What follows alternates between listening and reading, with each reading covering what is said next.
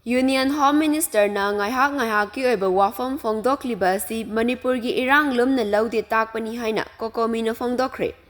Union Home Minister Amit Sahana Manipurda thokliba irang asi terrorism gi thawong natte furup anigi marakta wakal tanadabadagi thokpani haina May 8 National Media Economic Times na lawba interview amada fongdokiba wafam lamdam asigi miyamna angakpa fawi chahi ama henjillaklaba irang asida haukiba thengkhang kayarakta center gi tongan maluchingba singna thokliba irang asi mapangi khut yawi haina tatana fongdokiba kaya laikre chahi helaklaba terrorist ki thawong kayada misi mina kaya yawkraba lanthum kaya mang takraba state lengakna laksinba ngamdana matam sangna leirakliba irang asida center na akan mathabak laukhatuna laksinnaba hotnabagi tayonnabada furup anigi marakta amuk taishilakpa asi daita leitaba wahaini haina miyamna lawi State amadi Central gi tongan ba intelligence ki leiriba unit singna irang asi haurakpadagi hauzik faubagi achumba report center da pidabra natraga achumba report thana India lengakna thawoina kunai asigi miyambu otlibra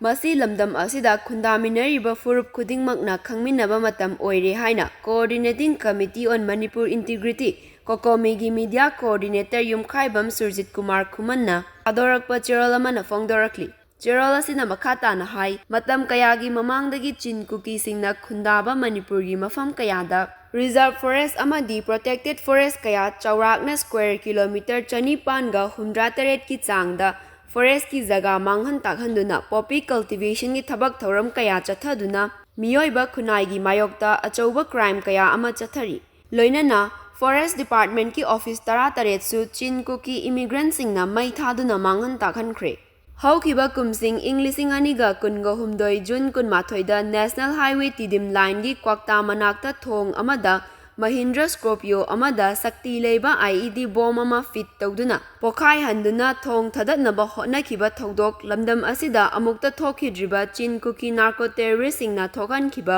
ahanba thodokni chahi asigi February 15 da chin kuki narco terrorist singna Churachandpur DC office mai thakiba April 13 da Imphal Jiri lambi pochai puba truck oil gas tanker mai thakiba driver yauna miyoi kaya asokapan nanghankiba National Highway fauna danaba tha asigi kunithoi da Kaubru Leikhada sakti leiba IED bomb mathang pokhai hankiba laikre haukiba Englising aniga kunga humdoigi October 18 da More Police ki SDPO Chingtham Ananbu chin kuki narco terrorist singna sniper nongmai sizinaduna kaptuna hatkiba loinana Englising aniga kunga marigi April kunga tareta Bisnupur district ki Naran Senada kuki terrorist singna CRPF ki personnel ani hatkiba amadi jawan kaya asokopan nangankiba laikre hairi Tamthiraba terrorist ki thawong asi India lengaki Provision of Terrorism Act Englising aniga anigi section ahumna mayek sengna iduna leiriba asina taklibadi kuki militant sing asina maitei miyamda